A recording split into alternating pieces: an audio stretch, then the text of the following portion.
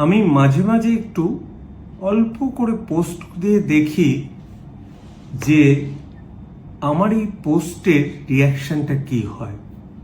Specially একটু communist party of ইন্ডিয়ার তাদের এগেনস্টে দু একটা কথা বলি, দেখি আমার সাধারণ একটা কথাতে যিনি জেলা সম্পাদক তিনিও আবার তার এগেনস্টে লেখেন। আসলে কি হয়েছে জানেন তো, আমার যেটা মনে হয় আলটিমেটলি গৌতম দেব যেটা বলেছিলেন সেটাই হবে।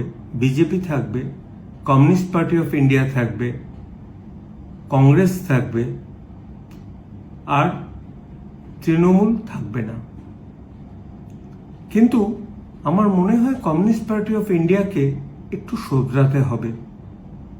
তারা একটু নিজেরা ভালো করে তাদের আত্মানুসন্ধান করুন যে কেন তাদের ক্রমশ রক্তক্ষয় হচ্ছে। যে কমিউনিস্ট পার্টি 2011 সালের আগে কোনো পরাজয় হবে না বলে ধরে নিয়েছিল, তাদের কেন 5% মাত্র ভোটে গিয়ে ঠেকেছে টোটাল মানুষের কাছে তাদের আসতে গেলে না কিছু কিছু তাদের পদক্ষেপ নিতে হবে যেটা বর্তমান জনসমাজের পক্ষে অ্যাট্রাকটিভ হয়। আমি জানি তাদের একটা আদর্শ আছে, সেই আদর্শটাকে আমি অবশ্যই খুবই শ্রদ্ধা করি এবং তাদের প্রত্যেক নেতা আমার খুবই শ্রদ্ধেয়।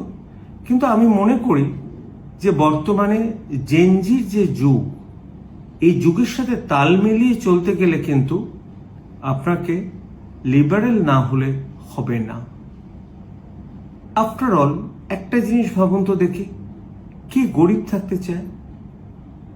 হ্যাঁ, আমি ডাক্তার, আমি বিনা পয়সার পেশেন্ট, আমার বিনা পয়সার জায়গায় দেখি, কিন্তু গরিবী নিয়ে উন্নাসিকতা করার কোনো মানে নেই। যদি অর্থ না থাকে আপনি কিন্তু মানসিক দিক থেকেও শান্তি পাবেন না, শারীরিক কোনো অসুবিধা হলেও শান্তি পাবেন না। সুতরাং আমি কিন্তু বলবো যে সাধারণভাবে থাকার মানেটা হচ্ছে একটা সাধারণভাবে থাকা।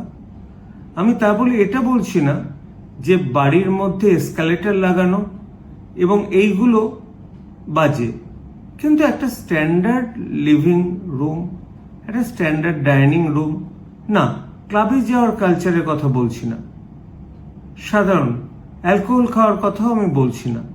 সাধারণভাবে খেটে খুঁটে রোজগার করুন, যার যেটা সামর্থ্য সেভাবে সে থাকুক।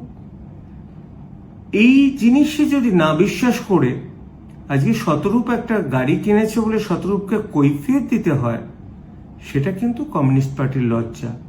আমার মনে হয় কমিউনিস্ট পার্টির এইটা থেকে বেরিয়ে আসা উচিত।